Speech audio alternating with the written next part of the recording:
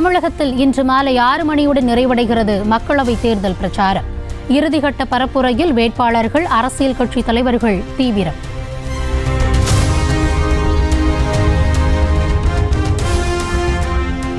தேர்தல் பிரச்சார நேரம் நிறைவடைந்த பிறகு சமூக ஊடகங்கள் வாயிலாக வாக்கு சேகரித்தால் 2 ஆண்டு சிறை தண்டனை வழங்கப்படும். தேர்தல் ஆணையம் கடும் எச்சரிக்கை.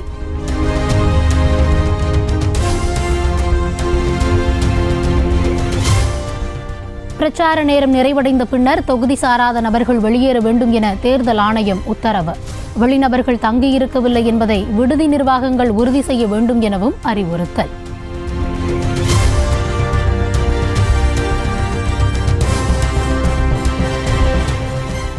அடுத்த 3 நாட்களுக்கு டாஸ்மாக் விடுமுறை என்பதால் மதுக்கடைகளில் அலைமோதிய கூட்டம்.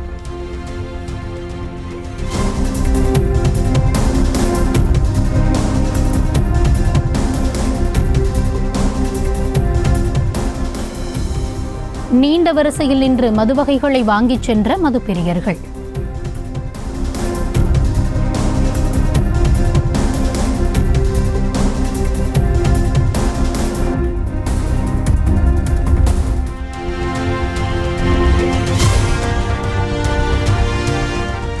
ஒவ்வொரு மாநிலத்தையும் நீதிக்காகவும் நிதிக்காகவும் நீதிமன்ற படியேற வைத்தவர்தான் பிரதமர் மோடி. இன்னும் எத்தனை ஆண்டுகள் ஆனாலும் தமிழ்நாட்டில் பாஜகவால் வளரவே முடியாது என முதலமைச்சர் மு.க.ஸ்டாலின் திட்டவட்டம்.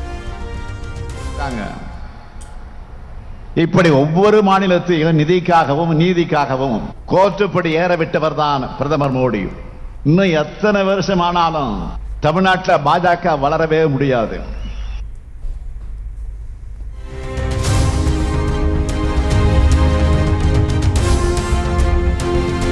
பாஜகவிற்கு பெரும்பான்மை தேவைப்பட்டால் ஆதரிப்பீர்களா என்ற கேள்விக்கு பொறுத்திருந்து பாருங்கள் என்று வாய்தா வாங்கும் எடப்பாடி பழனிசாமி.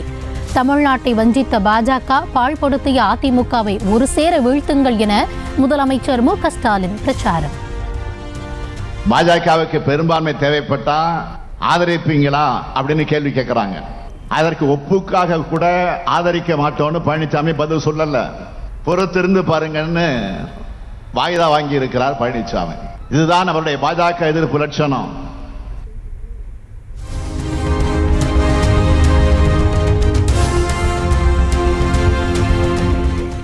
நமக்கு வாய்த்த அடிமைகள் மிக மிக திறமைசாலிகள் என்ற திரைப்பட வசனத்தை சுட்டிக்காட்டி இபிஎஸ் மீது விமர்சனம். ஜூன் 4ஆம் தேதி 40ற்கு 40 விருதை திமுக கூட்டணிக்கு மக்கள் வழங்கும் வரை பொறுத்திருந்து பார்க்குமாறு காட்டம். பழனிசாமி என்ன கேட்கிறாரு? நான் ஒன்றிய அரசு கிட்ட அவார்டு வாங்கினேன், நீங்க ஏதாவது அவார்டு வாங்கினீங்களான்னு கேட்கிறாரு. உங்களுக்கு அவங்க கொடுத்த அவார்டு எதுக்கு தெரியுமா? நமக்கு வாய்த்த அடிமைகள் மிக மிக திறமைசாலிங்கன்னு அதுக்கேற்ற மாதிரி நீங்க இருக்கீங்கன்னு. பிஜேபி அரசு உங்களுக்கு அந்த அவார்டு கொடுத்துருக்கோம். நாங்க மக்கள் கிட்ட அவார்டு வாங்கி இருக்கிறோம்.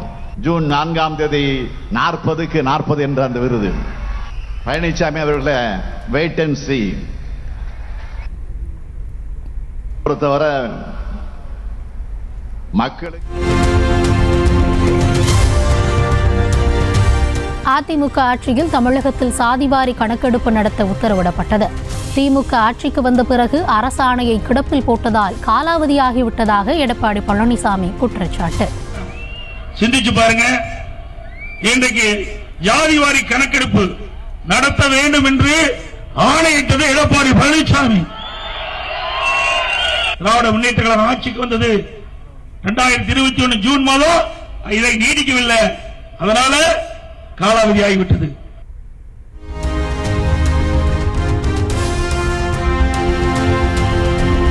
அதிமுக எம்எல்ஏக்கள் ஓட்டு போட்டதால் தான் அன்புமணி எம்பி ஆகி இருக்கிறார். அதிமுகவிற்கு ஓட்டு போடுவது வேஸ்ட் என்று கூறிய பாமக தலைவருக்கு எடப்பாடி பழனிசாமி பதிலடி. அது மட்டுமல்ல, மரியாதைக்குரிய திரு அன்புமணி மாநில உறுப்பினர் பேசுறாரு, அண்ணா திமுக ஓட்டு போட்டா வேஸ்ட். எங்க அண்ணா திமுக ஓட்டு போட்டு நான் ஜெயிச்சதுல நீ எம்பியா இருக்கிற.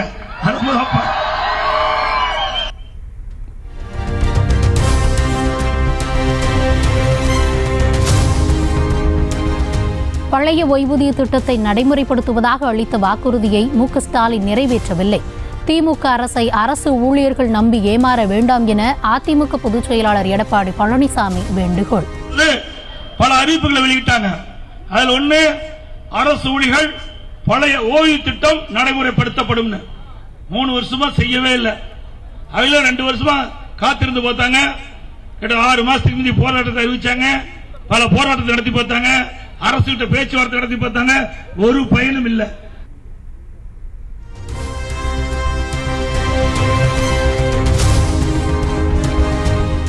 எல்லோருக்கும் 1000 ரூபாய் தருவதாக சொன்னீர்கள், ஏன் கொடுக்கவில்லை என இபிஎஸ் கேட்கிறார். மேயர் பிரியாவுக்கு கூட மகளிர் உரிமை தொகை 1000 ரூபாய் வாங்க வேண்டும் என்று ஆசை உள்ளது, அதற்காக கொடுக்க முடியுமா என அமைச்சர் பொன்முடி கேள்வி. அது வேற கேட்குறானே, இது வேற வந்து எல்லோருக்கும் மட்டும் சொன்னீர்களே, அது என்ன தகுதி? எங்கள் பொண்டாட்டி கூட தான் ஆசை மாதம் 1000 ரூபா கொடுப்பாங்களான்னு கொடுக்க முடியுமா? இங்கே சேகர் பாபு வீட்டில், அதே மாதிரி இங்கே ராஞ்சில் சம்பத்து வீட்டில் அங்கே அந்த மேயர் அம்மா உட்காந்துங்க நல்லா, அது கூட தான் ஆசை ஒரு 1000 ரூபா கொடுத்தா ரைட்டுன்னு சொல்லிட்டு கொடுக்க முடியுமா? வசதி இல்லாதவர்கள், அதைத்தான் தகுதியுள்ளவர்கள் என்று தமிழக முதலமைச்சர்.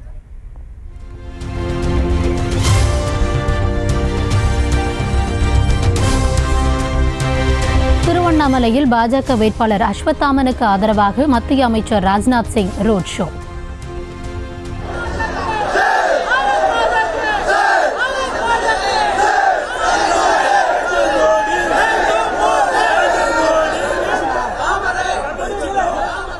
சாலையின் இருபுறங்களில் நின்று ரோஜா மலர்களை தூவி வரவேற்ற பாஜக தொண்டர்கள்.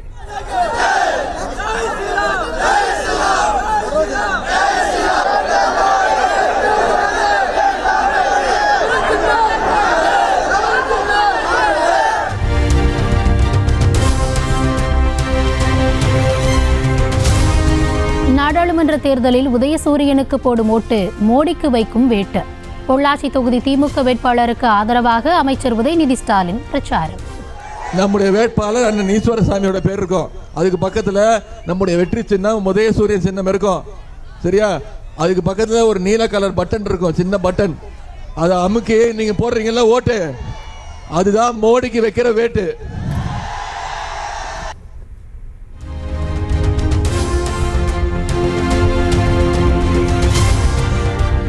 ஓட்டுக்கு காசு கொடுப்பவனின் ரத்தம் சிந்தினால் நாடு தூய்மையாகும் என்று புதுச்சேரி பரப்புரையில் சீமான் காட்டம்.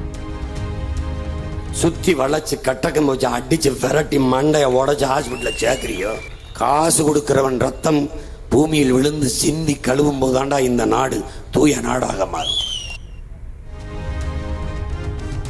கூட்டத்தில் இருந்த ஒரு தொண்டர் தலைவா ஐ லவ் யூ என கூற சீமான் மீட்டூ என்றதும் ஆரவாரம். மீட்டூ மீட்டூ எங்க ஐயா.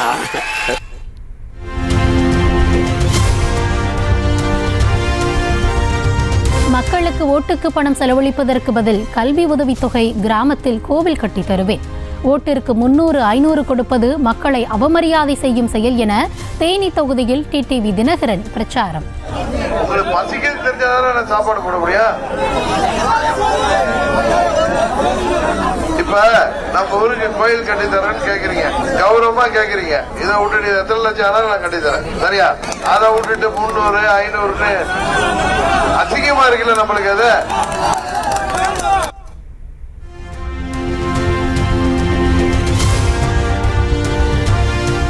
சென்னை கோவிலம்பாக்கத்தில் தென் சென்னை அதிமுக வேட்பாளர் ஜெயவர்தனுக்கு உற்சாக வரவேற்பு.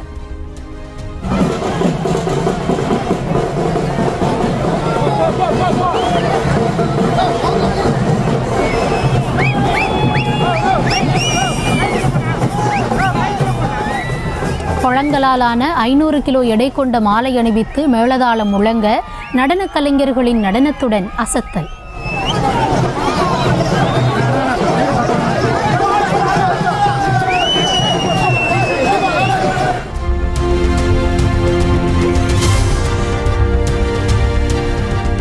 பெரம்பலூர் தொகுதி ஐஜேகே வேட்பாளர் பாரிவேந்தரை ஆதரித்து நடைபெற்ற வாகன பேரணி.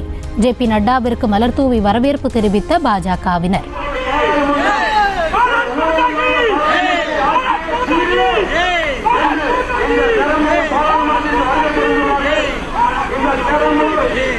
Hey!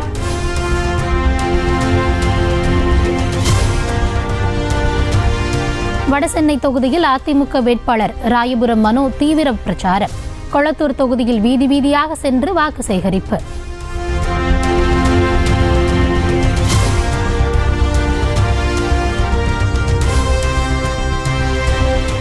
வந்தவாசி அருகே வாக்கு சேகரிக்க ஊருக்குள் வரக்கூடாது என திமுக வேட்பாளர் தரணிவேந்தனை தடுத்து நிறுத்திய பாமகவினர்.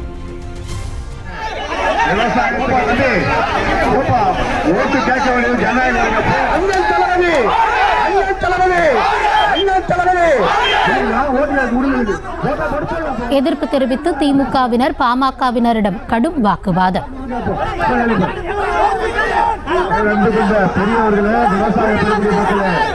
விவசாய பெருங்குடி மக்களே, வாக்காள பெருமக்களே, விவசாய மக்களே, விவசாய பெருங்குடி மக்களே, விவசாயிகளுக்கு இலவச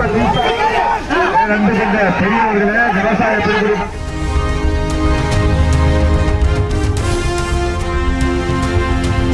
அதிக வாக்குகளை பெற்றுத்தரும் வாக்குச்சாவடி முகவர்களுக்கு தங்க மோதிரம் பரிசு. ராஜபாளையத்தில் நடைபெற்ற அதிமுக ஆலோசனைக் கூட்டத்தில் முன்னாள் அமைச்சர் ராஜேந்திர பாலாஜி அறிவிப்பு.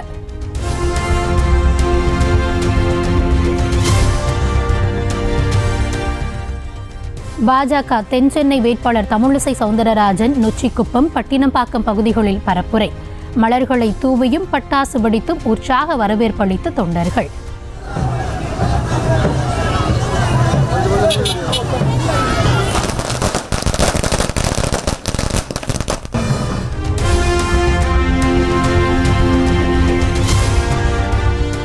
மத்திய சென்னை தேமுதிக வேட்பாளர் பார்த்தசாரதி புதுப்பேட்டையில் ஆட்டோ ஓட்டி பிரச்சாரம்.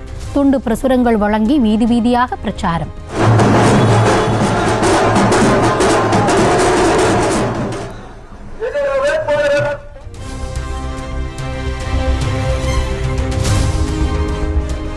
ஜூன் 4ஆம் தேதி மத்தியில் அமையும் பாஜக ஆட்சி திமுக அரசை வீட்டிற்கு அனுப்பும். ராமநாதபுரம் தொகுதியில் சுயேட்சையாக போட்டியிடும் ஓ பன்னீர்செல்வத்தை ஆதரித்து பாஜக தலைவர் JP நட்டா பிரச்சாரம்.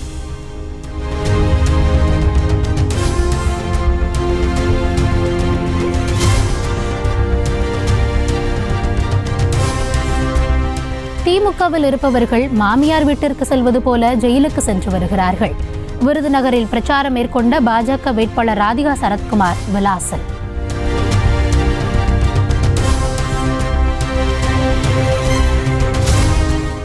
ஹிரோஷிமா நாகசாகியை போல இந்திய மக்களுக்கு எதிராக 2 குண்டுகளை போட்டது மத்திய அரசு. தேர்தல் நேரத்தில் ரீல் விடும் வேலையை மட்டுமே பாஜக மேற்கொள்ளும் என கமல்ஹாசன் பிரச்சாரம். அமெரிக்கா முன்பு எப்படியாவது போரை முடித்துவிட வேண்டும் என்பதற்காக ஜப்பான் மீது 2 அணுகுண்டுகளை போட்டார்கள். ஹிரோஷிமா நாகசாக்கி போன்ற 2 நகரங்கள். அதே மாதிரி இங்கேயும் 2 போட்டாங்க.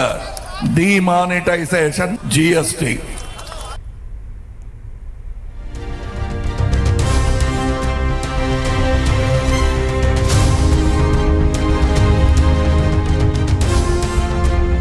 கடந்த தேர்தல்களில் வாக்காளர்களுக்கு பணம் கொடுத்ததாக பதிவு செய்யப்பட்ட வழக்குகளின் எண்ணிக்கை எவ்வளவு, வழக்குகளின் நிலை என்ன, எத்தனை வழக்குகளில் தண்டனை வழங்கப்பட்டது உள்ளிட்ட விவரங்கள் குறித்து தேர்தல் ஆணையம் பதிலளிக்க உயர்நீதிமன்ற மதுரை கிளை உத்தரவு.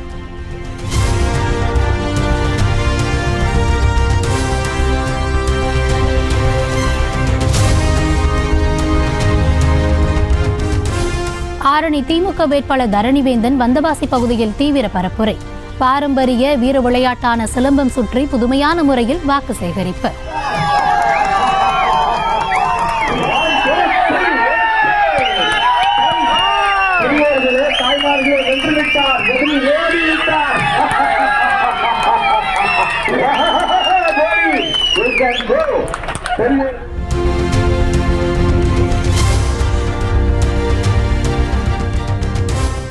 சுதந்திர போராட்ட வீரர் சுந்தரலிங்கனாரின் 254வது பிறந்தநாள் விழாவை முன்னிட்டு மேளதாளம் முழங்க ஜோதியை ஊர்வலமாக எடுத்துச் சென்ற இளைஞர்கள்.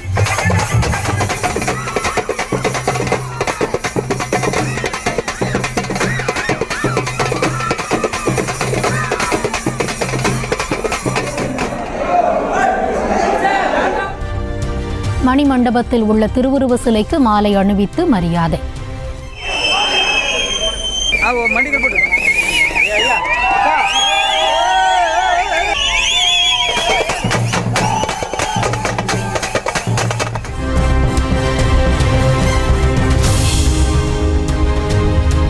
தேனி மாவட்டத்திற்கு வருகிற 23ஆம் தேதி உள்ளூர் விடுமுறை அறிவிப்பு. மங்களதேவி கண்ணகி கோவில் திருவிழாவை முன்னிட்டு ஆட்சியர் உத்தரவு.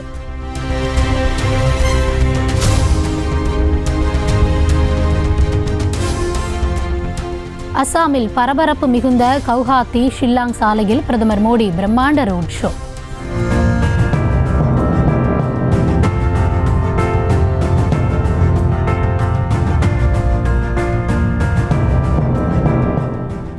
சாலையின் இருபுறமும் திரண்டு பாஜக தொண்டர்கள் உற்சாக வரவேற்பு.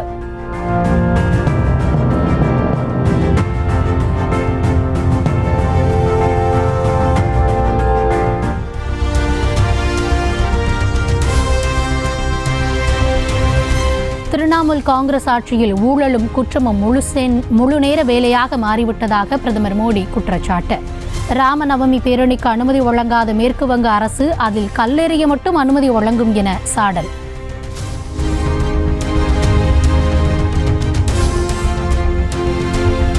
இந்திய அரசியலமைப்பை RSSம் பாஜகவும் மாற்ற துடிப்பதாக ராகுல் காந்தி குற்றச்சாட்டு. காங்கிரஸ் மற்றும் இந்தியா கூட்டணி அரசியலமைப்பை காக்க முயற்சித்து வருவதாகவும் பேச்சு.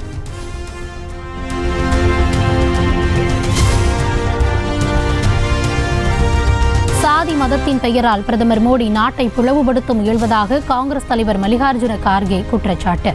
அடுத்த 5 ஆண்டுகளுக்கான திட்டங்கள் குறித்து அனைத்து துறை செயலர்களிடம் அதீத நம்பிக்கையில் பிரதமர் பேசி வருவதாகவும் புகார்.